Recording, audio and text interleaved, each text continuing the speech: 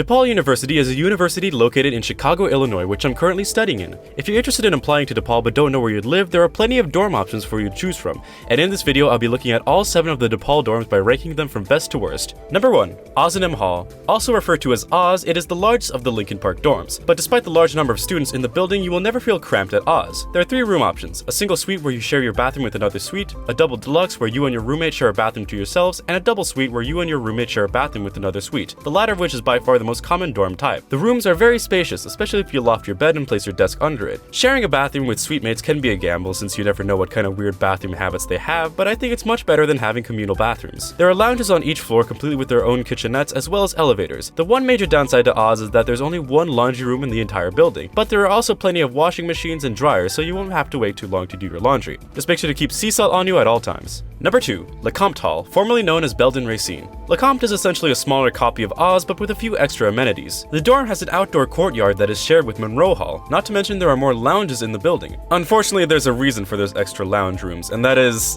LeCompte's a dorm for theater kids.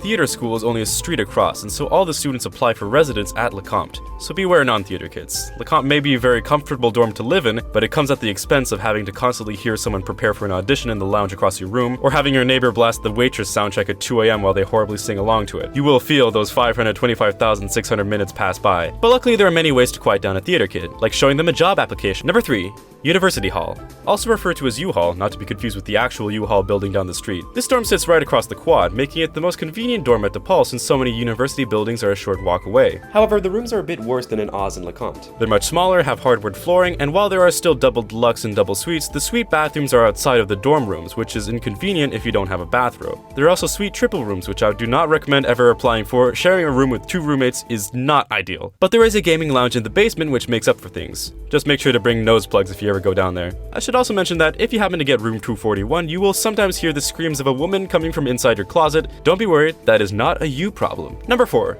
University Center. Not to be confused with U-Hall or U-Hall, the University Center is the only DePaul dorm in the loop. The building is a dorm for several other Chicago universities and is absolutely massive. It's 19 floors and 215 feet tall. Overall, the University Center has the highest highs and lowest lows of all the dorms. The first thing to get out of the way is the price. These dorms cost so much. If you get a studio there, you will essentially be paying 2 years of in-state community college every quarter. To be fair though, the quad semi-suite costs just a little bit more than a double suite in Lincoln Park. While you do have to swipe in your card and sign in guests at other dorms, at University Center you have to specify whether or not you're having someone visit for the day or stay for the night, which means you have to specify to the university when you are having hookups. While the location in the Loop is very convenient for film students, since almost all film classes are in the Loop campus, it would not work for any other majors since you'd have to commute 20 to 30 minutes to all your classes. Also, whenever I get public safety alerts on my phone, 80% of the time they come from around the University Center. There are a lot of muggings, threats of violence, and alien abductions that happen outside the building, so make sure to be extra careful at night if you choose to live in this dorm. But if you do, you honestly don't have to ever leave the building since the amenities are insane. It has its own dining hall, a large gym,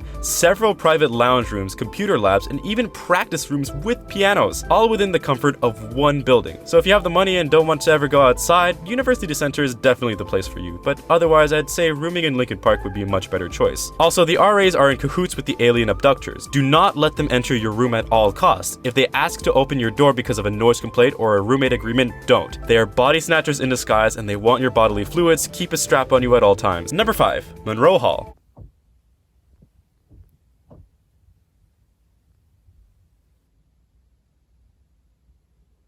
Monroe Hall. You pay the same amount as Oz, LeCompte, and U-Hall for a much smaller dorm room. The only big difference with Monroe Hall is you get a bathtub and Galorbo. If you don't know who Galorbo is, well, it's a long story, so I'll keep it short. Galorbo is a hobgoblin who was displaced during the Troubles in Northern Ireland and now works in Chicago at the check-in desk for Monroe. If you've been a good child, Galorbo will often gift you a bowl of figgy pudding so you can start the day off. But if you've been a naughty child, Galorbo will refuse to let you swipe in until you've completed his riddles 3. Luckily, Galorbo is really lazy and just Googles his riddles, so you can find the answers pretty easily. Oh, and he sometimes eats any guests you bring, so. Number 6. Corcoran Hall. This is the cheapest of all the dorms, with double rooms a whole $800 per quarter less than the other dorms. Most residents choose the dorm for its cheapness, so they're usually really chill people. Unfortunately, there are 3 major drawbacks. First off, there's no air conditioning, which I'm absolutely not a huge fan of. Chicago gets hot in September, May, and June. Secondly, the building was built over the old Corcoran Mansion, a family who specialized in archaeology. If you slam enough doors at 4 in the morning, a secret trapdoor on the first floor will reveal itself. This leads to an underground crypt, the last relic of the old mansion. Hidden inside the coffin of Margaret Corcoran lies the one and only Necronomicon Ex Mortis, roughly translated to the Book of the Dead. But please, for the love of God, do not recite the incantation. This will unleash deadites onto the Lincoln Park campus, and I'm sick and tired of it. Every single time I have to bring out my chainsaw and shotgun, get drenched in blood, behead my girlfriend, get sucked into a portal to the Middle Ages, fight an army of darkness, and then star in a show on Stars of all places, make a few cameos and spin-off adaptations, it gets exhausting. Stop doing it!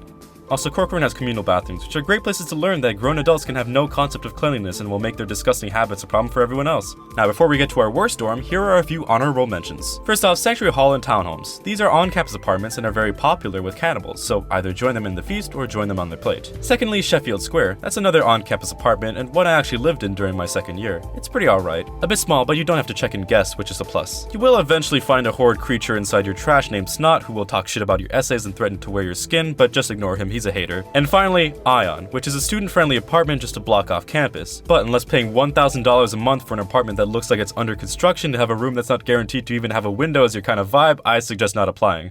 Alright, but now without further ado, the worst dorm at DePaul University is number 7, Seton Hall. Now, every other dorm, despite its flaws, has at least one important advantage that can make it worth applying for as a student. Oz, LeCompte, and U-Hall have private bathrooms, Corcoran is the cheapest, University Center has incredible amenities, Monroe has Glorbo, Seton is closest to Fullerton Station, has the biggest rooms, and you have a 1 in 100 chance of getting a good view of the Chicago skyline. And that's where it ends. Otherwise, it is a horrible dorm. The only way you'll ever end up in Seton Hall is if you apply late for housing. That's the only reason why. And so you get some of the weirdest, most unsanitary people in all of human history living in one building. And I'm not speaking from secondhand opinion like the other dorms. I lived in Seton Hall for my first year. My first time ever living on my own as an adult was in the trenches, because I too applied for housing late. Now, I'll fully admit, I may have made up a few stories over the course of this video. Everything I will mention about my time in Seton Hall is 100% true. First off, there are no elevators. I mean, there are, it's just students aren't allowed to use them for some reason. A friend of mine on the 4th floor broke their leg, and instead of letting them use the elevators, they transferred them to the 1st floor of U-Hall. They are one of the lucky ones. While Seton Hall does have laundry rooms on every floor, it's just 4 washing machines and 4 dryers for each floor, with 2 each for the girls' and boys' sides of the dorms. And on mine, which was the 4th floor, the girls' side of the dorm only had 1 washing machine. And then during my fall quarter, the dryer on the boys' side caught on fire. There were no alarms, no alerts. I lived right across the laundry room, and the only way I discovered there even was a fire was because I heard commotion from outside my door. And you'd assume the university would replace the dryer within the next week or two. How about the next 6 months? Every day during winter, I'd stare at the desiccated corpse of the old dryer and hope the same fate wouldn't fall upon my clothes in the one working dryer. Secondly, you are very likely to end up with 2 or even 3 roommates, and while the rooms are very spacious, 2 or 3 roommates is way too many. Almost every single person who lived with multiple roommates hated at least one of them. I was pretty lucky. Both my roommates were chill, and one of them transferred after a month and we never got a replacement. The residents in general were very interesting. While I'm still very good friends with quite a few of them, there were also some really weird ones. My dorm neighbors were so annoying. They'd blast Nickelback at 3 in the morning while I was trying to go to sleep. I filed many a noise complaint, but my RA was too busy being TikTok famous to actually do RA stuff. During the first month, there was a scissors girl who would enter your dorm in the middle of the night without permission and stand in your room holding scissors. There was also a guy known as Banana Man who dressed up in a banana costume and tried to forcibly feed you bananas. He especially had beef with me. He even once followed me to Sheffield Square. Luckily, I have not seen him since I started living off campus. Even when I befriended people in Seton, they'd always have at least one gamer roommate who would stink up the entire room and loudly yell at 12-year-olds while we're trying to hang out. On the 3rd floor, there were weird white streaks on the hallway, and it is entirely up to your interpretation how they got there and what that is. But by far, the worst part of Seton Hall was the communal bathrooms. There would be unwanted bodily fluids on every toilet seat. I had to deep clean the toilets before I could even sit on them and live to tell the tale. The showers were nasty too. Never assume the white globs in the floor are shampoo. Always wear sandals. I mean, someone even once shat in the shower. Who are these people? How'd they get accepted into DePaul? Every floor had its own bathroom incidents. The second floor once had sludge come out of the shower drain. On the third floor, a group of guys pissed all over the bathroom stalls, causing so much property damage that every guy on the floor had to pay the university $7. And on the fourth floor, we were lucky enough to have the shit bandit. Now, to clarify, that's the colloquial term the floor dubbed him. As far as I know, he never actually stole other people's shit. But regardless, he was fighting his own war. He had no rules, no boundaries. He didn't flinch at torture, human trafficking, or genocide. Every single day, this man would produce some fungal dump at the edge of the toilet, sometimes even on the seat. What's important to know is that when you flush a toilet, most of the water sprays at the back of the bowl, not the front, which meant that his dookies were unflushable, rendering his toilets unusable for everyone else on the floor. From scissors girls to shit bandits to banana man, Seton Hall is a land of degeneracy where laws and morals retreat the moment you swipe in. If you can make it there, you can make it anywhere. And so, that's all the DePaul University dorms ranked. Now, I know someone will complain in the comments about how I didn't call them residential halls, but let's be real, the students call them dorms, so I'm going to call them dorms. Now, if you could...